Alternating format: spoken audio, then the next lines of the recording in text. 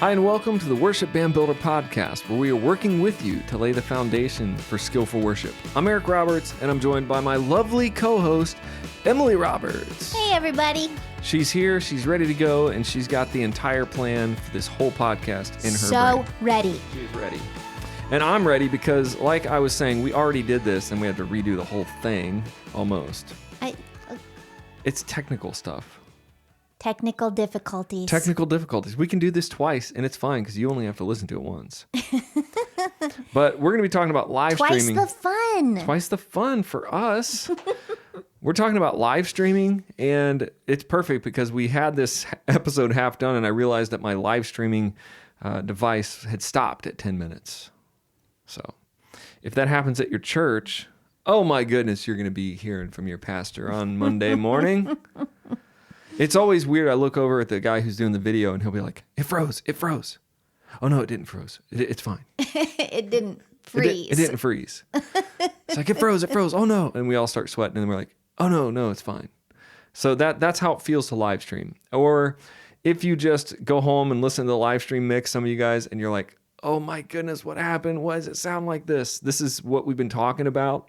I've been with my church for about 3 months since the lockdowns happened, every week working on our system, maybe 4. We have been at the church longer. He has been responsible for the live streaming for the last 3 or 4 months. Yeah, I've been working, and we've gone through little things. Last week, we had our best mix. Hooray! And check the YouTube channel because I'm showing you the mixes. I'm critiquing my own mixes throughout this period and showing you like things I changed to make it better. And also, if you want to, you can join Audio Foundations, which is part of the Foundations bundles at Worship Band Builder. And if you join with this podcast code, which Emily's going to tell you, you get 20% off. That means you'll also get all the webinars and the really in-depth training for you and your team. And a lot of what I'm talking about over this last quarter has been live streaming, which can be completely devastating, or it can be fun, but you're going to have to make it fun and get ahead of it. So what is the code? So if you want audio training for your church at 20% off. That's 20, folks. Sorry, that sounded like a commercial, so I added that in. Yes, it did. Then type in audio podcast 20. Yep. When you go to the link in the description for Foundations for Audio, you can type in, what is the code? Audio podcast 20. Well, thank you for that code. That's very kind of you. And it'll be 20% off, or you can join the entire church bundle, which is guitar, piano, voice, drums, everything. You can go check it out there. I feel like we need a xylophone and some backup singers. Yeah. I think that would be cool. Get some backup singers in the studio. Well, today's episode is our 5, what we call crucial, essential, the 5 things you must absolutely do if you want your live stream to sound good and not sound terrible. We're going for good, folks. Yes. If there was a question, terrible's the one you don't want. Yeah, no, don't sound terrible. So first of all, we're going to try to bust through this. On the other time we were doing this, I was getting really in the weeds, and I'm not going to get all in the weeds. I'm going to just give some outlines of the 5 things that you have to do. If you're not doing these things, it could be the one thing that could be like, oh, that you might be doing 3 of these or 4 of them, but it still sounds bad. And that could happen with these things. So any one of these things could make or break, well, not make. One thing cannot make the sound. No. All 5 of them must be in play to have good sound. So one of these things could break your sound quality. One of these things could break down. You could be just that one thing away from your pastor going like, that sounded amazing, to what are you doing in the sound booth? Like, what is going on? So number 1. This is a little scary. I'm a little intimidated now. Yes, be intimidated. Be afraid. I'm intimidated every time I turn on the sound system and think, I got to get all of these right. And all of this is working in my brain, and it's all coming out in the end. And that's why I liked going back and critiquing and listening to. And one thing the live streaming has done for us, I believe our worship band, everything is made us really listen and go, oh, we should change that, or oh, we could fix this. So it's also a journey. A journey. To getting better. Our guys in the beginning, they said, every week we're just going to get better. That's the key. Just get better every week. And that's all you can do. So this week was one of my best weeks. And I'll tell you why in a bit. Why I did something, I tweaked something, and it made it a lot better. Also, I'm just getting my template for Logic down really well, which I'm going to give you guys that template as well. Get in the description. I'm going to put a link to help you guys get my Logic template, and I'll talk more about that. Number 1 is level. Level coming in to the live stream has to be perfect. The level from the main board, the front of house board, going into your laptop. Yeah, into my laptop. Yep, that's what she's saying. It goes from our mixer into our computer, which runs Logic, and from there it goes from the computer. That mix goes into the ATEM, I think Mini Pro. It's the Blackmagic switcher, and from there that goes to Facebook. So there are some levels of complexity that we now have. We have a lot of new equipment because of this. So we used to just have a soundboard, and the levels would go to the front of house, and that was all you worried about. Now you have to go into the computer, you mix it there, you send this perfect level over to your mixer, your live mixer that goes to your video switcher. The video switcher should have a way to see what the level is coming in, and then that's going to Facebook. So, and at the very end of the stream, you want to check at the live Facebook feed. Yes, this sounds good. One week we had kind of made it too low. I was worried about peaking, so I had turned the volume down, and we're just getting to know this equipment. And the pastor was at home that week listening. I think somebody was filling in, or he was on vacation. And he was like texting us going, I can't hardly hear. I've got my computer all the way up and I can't hear.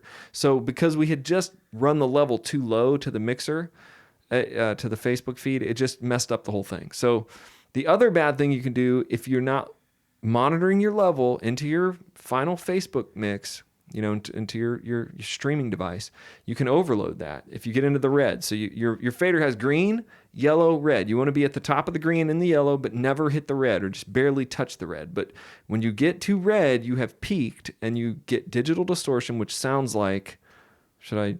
Go ahead. It's like. Maybe not that exactly, but some approximation of that. Yes, it's not like the old days where it might be cool if you overloaded a power amp and it kind of sounded like distorted and cool.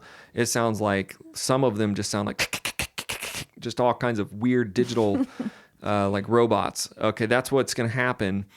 And at the end of the day, the level's important. Keep your eye on it. Keep it up there to where it's nice and strong but not peaking. Also, make sure you're monitoring your level at every stage. It's gain level, and it's really when we talk about our 5-minute sound check, when you're coming into your mixer with a microphone, the first thing you always are going to do is set the gain. And this is sort of gain structure all the way to the end. Now we're talking about the end of the chain, all the way to the Facebook Live feed. Is that sound have enough level to produce a good sound but not be overblowing the speakers? So level's number 1. If you don't get this right, everything falls apart. Okay, what's number 2? Number 2 is EQ, equalization. So the lows, the mids, the highs.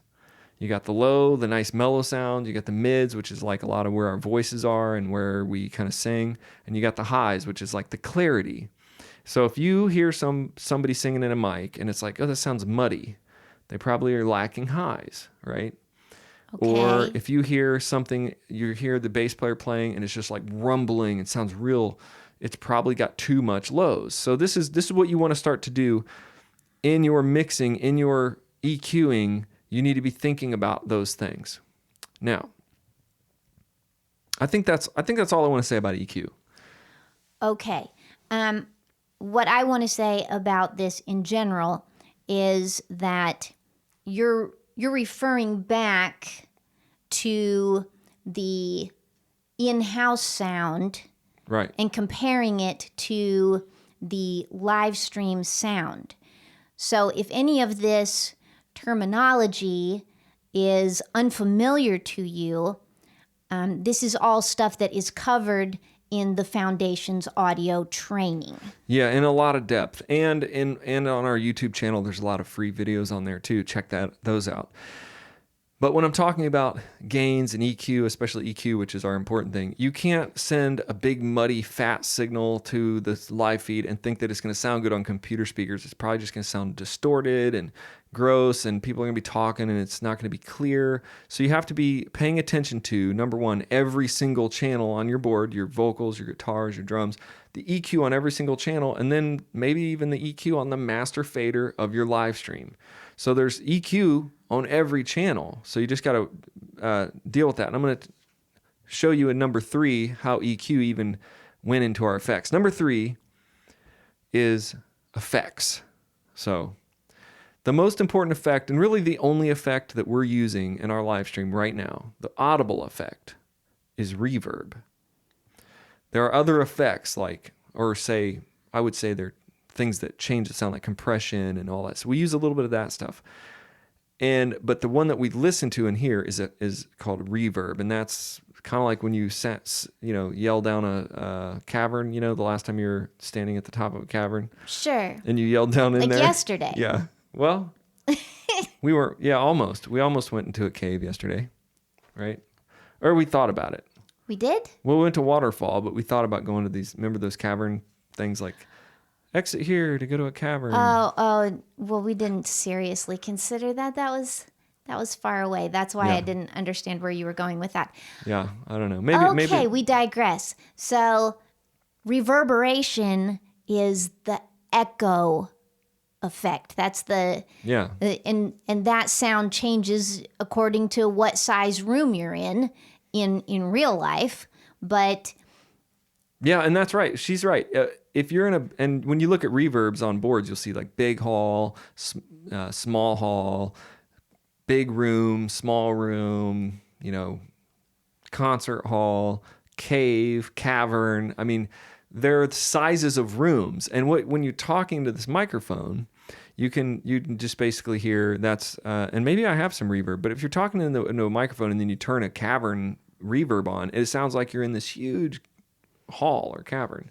So we're not going to do that. But here's how I guess I should just tell them how I use reverb, why it's important. Okay. If you don't have any reverb on your main mix, or on at least your vocals, then everything sounds super dry.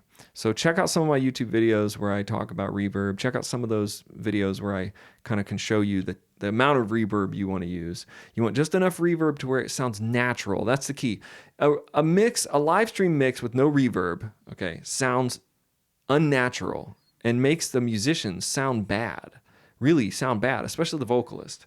So if you're singing into what I would call a dry mic, there's no reverb and nothing, and you put that into a live stream, it sounds terrible because there is no room. There is no context. When we're in a room and you sing into a mic, it goes through the speakers and then it bounces around the room, and there's this natural feeling of the room because you are in a room. Right. When you're on your computer in your headphones, or when you're sitting in your living room and you're listening through this little speaker, there is not really a big room. You're not replicating that room. You hear this person singing. It's very dry, very harsh, and reverb just changes that for everybody, for everything. And the second thing I'll tell you is, this is number 4, the room mic. The room mic. So that's our 4th one.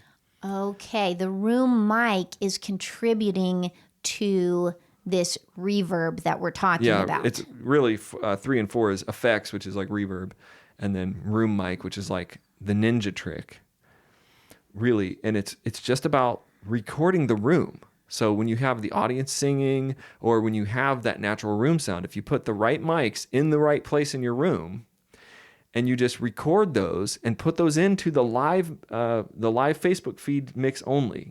When you're mixing front of house, you don't have the room mic coming back through the speakers. You wouldn't need it because you're actually in the room. Right. So what we do is we put a couple mics up, or I just have one now. It's sort of in the middle of the room. It's whatever. It doesn't matter too much what that is, as long as it's like a nice condenser microphone. You could stick it anywhere. Mostly, I stick it just in the middle of the room, over on the side. The optimal placement would probably be in the dead center of the room, right about head level where everybody is, but that you can't put a microphone in the middle of the sanctuary, people looking at it funny and stuff, knocking it over. Knocking it over would be the real danger. So what I do with this in the live stream mix only, I just turn up that room mic until it feels natural, until it sounds like I'm in the room with them. So I've got my headphones on, I'm mixing that mix, and then I turn up that room mic just until I can perceive it. As soon as I perceive it, then it's enough. I've perceived that I'm in the room with them. And if you do this, it will change the quality, the tonal quality. It is really a ninja trick. People won't notice it's there. They're going to be, oh, I'm glad they're using a room mic today on their mix. But they'll just listen to it and be like, wow, that sounds, and if the crowd were to sing or to clap, you can hear some of that in that mic. So it sounds more natural. And a little bit of bonus, I think we have time, a little bit of a bonus on this. This week was my best live stream mix. And it was because I had like an aha moment. I was driving in the car and I was like, whenever I added the reverb to our mix early on a couple months ago, I noticed it was dark. It was a little muddy. And I was like, okay, that's fine. I'll deal with that later. And I just moved on and I was just working on other stuff. But the other day I realized, there's an EQ setting in the reverb unit. And I went in and I took out all the low end of that reverb unit. So I put a high pass filter on it, basically scooped out all the low end. And then on the same thing, I forgot to tell you this, on the room mic, I did the same thing. I was like, the room mic probably doesn't need to be picking up the bass guitar. Because our bass guitar has been really loud. We've got a new guy mixing, and the room has been sounding really full, but the bass is now like overwhelming. And so it's too loud in the room mic. So I swept out all the low end out of the room mic, and then the whole mix just got clean on the top end. It just sounded better. So this is a good thing to tuck away in the back of your brain. But added to that, I think it's important to note that running the sound requires a certain amount of guessing and checking. Yeah. Guess check.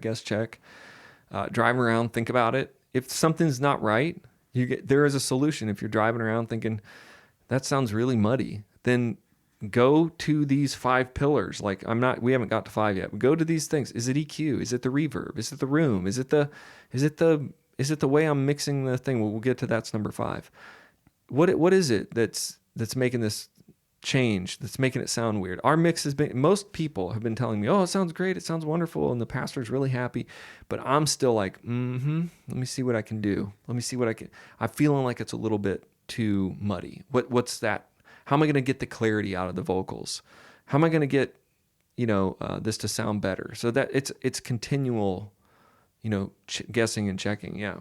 Try stuff out. One of the guys that came in, he said, hey, your room mic is he said, it's weird. It's up in this place. He didn't like the way it was kind of placed. He said, it'd be better if you put it back on the soundboard and used a different kind of mic. And I was like, you know what? That's a good idea. I never thought of that. So I had that kind of mic he was talking about. I put it up there and it was just too far away from our stage. It's a very long room and it didn't work. So I used it one Sunday. I was like, that didn't work. So I think if we moved that mic up halfway and dropped it from the ceiling, it would probably be perfect, but it was too far away, so I wasn't able. So I was just testing. I was like, that's a good idea. Ask some people what they think, try some different things, and then go, yeah, no, that didn't work. As long as you're moving forward and getting better, that's the key. Right. I think listening critically and not dismissing those things that you notice, but giving them the attention they deserve is necessary for that forward movement. Right. And then number 5. All right, number 5 is something I talked with Emily and we did a training when she had to fill in like last minute. I was like, all right, we got to do this. Let's do this. And there's a video in the Audio Foundations and it might also be on YouTube. So check it out there. Mix anatomy. Okay. And it's from the bottom to the top, how you set up your mix and every little piece of that mix. It's starting at the bass drum, then the snare, then the overheads, then the bass guitar. And I showed her, if you turn everything off, because a lot of times when you come into a mix, you just start listening to stuff and it's just like all there and it's a mess and it could just be one thing like the keyboard that's causing everything to be terrible. So I like to build my mixes fresh almost every time from the ground up and check them as I go from the bottom. And that's key. That's something I did this week, a trick that I did this week as well that I think is what made the big final difference, and I'll tell you that. So you start at the bottom. And you always start at the bottom with bass drum, snare, overhead. So you get the drummer and you're listening to him and you're mixing until the drums sound good. Drums first. Drums, if they sound good, the drums will be like that backbone of the whole band. So if your spine is crooked, you're going to look funny. That's what my chiropractor says. So we're comparing the drums and the bass to the skeletal structure that's holding this up. Right, and generally more like just the drums, even just that drum beat and that clean drum. Then you throw the bass in there, and then it becomes like that glue. And then you can put in the acoustic or the piano or the pads and sort of some of those things that are in the mix but that aren't as important to the skeleton of the mix. And then you want to put your vocals on top of everything, but not too far on top. They're on the edge of the knife at the top. So there is this weird place where they're a little too loud and they're way too loud, or they're a little too low and they're hard to hear. So you're writing those faders during the live stream. You're who's singing lead, who's singing harmony, and all that. But last week, I didn't touch the drums or the bass. I was like, that's it. My foundation, my skeleton is there. I was just worried more about like who's singing. Is this an acoustic driven song? Is it those kind of things that I'm listening to as the service goes, right? Right. What about the electric? Should we have put that in before the acoustic, or? Yeah, it depends on the song. I mean, the electric in today's worship, it's a lot of like lead guitar. So you're going to ride that too. You're going to be riding the electric guitar. If he's just doing a bunch of chords and a bunch of ethereal stuff, then you're going to treat him more like a keyboard or a pad player. But if he's doing a Lion and the Lamb and the intro, you're going to treat him like a lead vocal for just for a few minutes. Or, for that intro, he's a lead vocal. And then you're going to pull him back down into the pad area. The other trick that I do is there might be 2 or 3 acoustic players on stage. I mean, sometimes there's too many, in my opinion. Like, okay, we got 2 people on acoustic and a keyboard and a play. We got like too many instruments for a real live streaming mix. So, in other words, you're not going to be able to hear every single acoustic and every single electric part and every pad and every keyboard all at once. And if you listen to the radio to really pro mixes, you'll notice you don't hear all those instruments at once anyway. They kind of become this sound, but then you'll hear an acoustic player that's doing a riff or a lead, or you'll hear like a keyboard player come out. This is nuances of a mix. So if you have 2 or 3 acoustics and 2 players and a piano player and a keyboard player, listen, you're going to pick. It might be hard for you to think this way, but you're going to try to pick what acoustic up there is sounding the best, which one is driving the rhythm of this song, and the other acoustics are going to get notched underneath. Sometimes not even noticeable audibly anymore. You got to give yourself permission to do that, guys. Listen, I'm being honest with you. If you've got that many instruments, you're going to have to make some decisions. And it isn't about everybody's going to be heard at once. Then just have a really bad, muddy mix. But you have the drums, the bass are your foundation, and then you start adding in. Like, this song sounds very good with that electric guitar in there. Well, now the electric guitar is taking up a bunch of space, and there's not much more room for like a keyboard or a pad and all this stuff. So you tuck all those up underneath. You leave them in the ethereal realm where they're kind of there, but they're not noticeable. And then that's it. That's your mix. Same with vocalist. You got a lead vocalist. You've got your secondary harmony who's really tight. And if you've got 3 or 4 other singers, they're going to be way underneath, like buried. They might even be like, I sang today and couldn't hear myself on the live stream.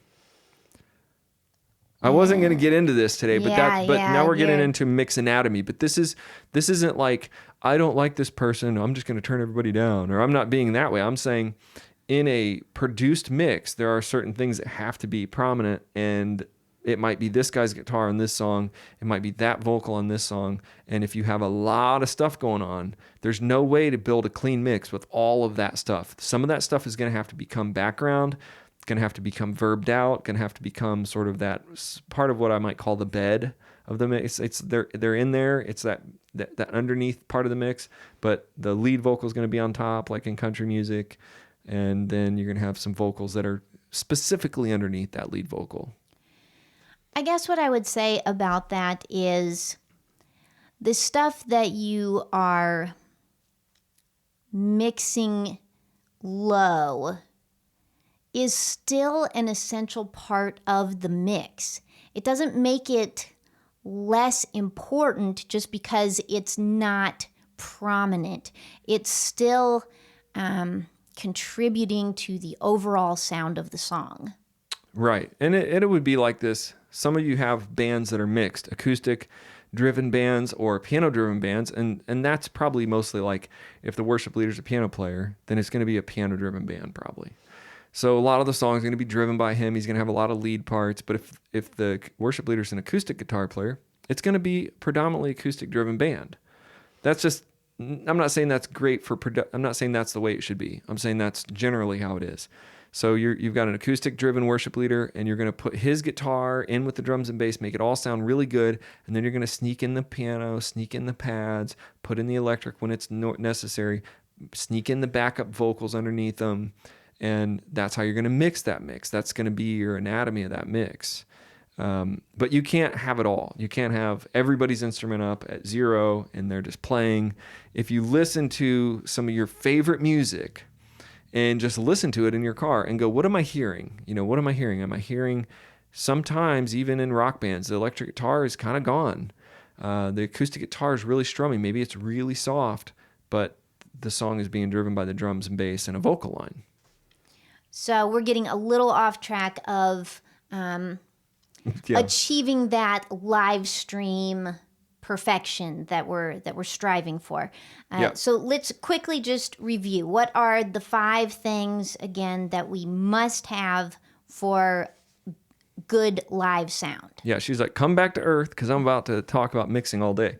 We got level, so get a good level going into your live stream device, okay, and be able to monitor it. Figure out how you can get a meter on that, okay. Then we have EQ. Number 2 is EQ. The lows, the mids, the highs. Make sure they're where they're supposed to be, and start messing with them. Start not being afraid to tweak them. And then effects. Definitely get some reverb, okay. You might want to lose a little compression, all that stuff, but definitely put a little reverb on just the vocals. I didn't say that before, but I just put it on the vocals. And then maybe a little bit on the master mixer. And then the room. Get a room mic. Room mic and reverb are kind of married. They're kind of going to create the feel and the atmosphere. And then build your mix, the anatomy of the mix from the bottom up, making sure your drums and bass sound really good. They're really solid. Everything else will sit on top of those. That's what I did this week, and I will tell them this final thing. This week, what I'm doing is I'm listening through a pair of headphones. They're powered headphones. She's there. She knows. And it's in the room. We don't have our Logic mixer in another room yet. That's going to be in a couple weeks or a month hopefully soon, because I'm listening to the room around me, and then I'm trying to hear in my headphones. It's kind of annoying, but it's really annoying. There's a lag in the time. There's a lag in it. You got to really be able to block out the room. Even with sound canceling headphones, it doesn't get rid of all of that. So to get really good at this, you're going to have to be isolated in another room mixing for the live stream. Okay, so we're going to get there. But right now what I did was in Logic, I did this. This is, I think, what really made it this week. Because when the bass is happening in the room and I'm trying to mix and I'm listening to my headphones, bass is usually all accentuated in the corners and it's loud and it's boomy and you feel it. So in my headphones, I'm like, okay, I'm probably not mixing it loud enough. But having that drum bass relationship in the mix is key. So what I did was I hit record during the first service. I recorded about a minute of them playing, and then during the pre-service, in the middle of the services, I listened in my headphones where the band was not up there, and I really listened to the drums and bass, and I EQ'd them, and I put some compression on the bass drum and snare, and I just really tweaked them, and I turned them up to where they would sound amazing, and I had just basically a good environment to listen, and then I just didn't touch them the rest of the service for the second service, and I just changed out the vocals and stuff like that. And then I went back and listened, and I was like, oh my goodness, that sounded amazing. I think I mentioned that I EQ'd out some of the reverb, some of that low end, and I just cleaned up the mix when the room wasn't booming around me. And I think this is such excellent advice simply because our church is not the only church that does not have an isolated room for the live stream at this point. In our case, the only service that gets live streamed is the second service. So he could do that first service, record a piece of it and tweak it in between services. But you could do the same thing during a practice. Yeah, you could show up at rehearsal, record 15 minutes of rehearsal or 10 minutes. I only did a minute because our computer's kind of slow and I didn't want it to start bugging out. So I just record a minute and then I just looped that minute and took 5 minutes and I listened to it 5 times and I just kept tweaking it. And then when I listened to the live stream this week, I was like, oh my goodness, that sounds so good. That is really starting to get clean and clear. The drums and bass sounded good. And I was really happy. I added some reverb to the snare. All of this stuff is in my audio foundations. Everything I do, I'm sort of vlogging it and blogging it and showing you. So if you're feeling overwhelmed, or if you're feeling like, oh my brain is exploding, you have to go back to basics. Setting gain, setting EQ, all those things are in the foundations. And then as you go into the live stream mix, it's weird because then it just becomes etched in stone on Facebook for everybody to hear, and everybody can critique it all week, and everybody can listen to it. When you're just mixing front of house, you can mess something up and everyone's like, oh, haha, the bass was loud today, and they go on. But when you're mixing for the live stream, you are in this sort of microscope, and then it's there. It's like, oh, yeah, I did that. I mixed that. And you can listen to it, which is a good thing for us as audio mixers. We have that pressure to go, well, I better get it better because everybody's noticing. They're watching online and telling me XYZ. And it's not just, ha, ha, ha, we mixed it up or whatever. It's there. You did it. So now that we're live streaming, it's time to up your game, I guess. Your game. That's a little scary, but we can work with that. Yeah, and then she did the live stream mix about a month ago. I deleted worship and everybody was out of town. I forget why. And Robbie, our worship leader, was like, man, that was the best live stream mix I've heard. And I was like, in the heart. Anyway, she has a good ear. So you got to have a good ear and just go there. And she did exactly what I told her. Build it from the bottom up, ride the faders. And she did a good job. And then it's not like rocket science, but if you're feeling overwhelmed, you got to learn some of these basics. So check that out. The links to everything I said in this video, if I'm doing my job right, are in the description. Okay, I think we've done it. Yeah, and check out the new webinar that's coming up for those of you who are in the foundations. It's going to be only it's going to be in-depth, and we're going to have audio samples on my computer. God bless you guys. I will see you either on the webinar or in the next podcast.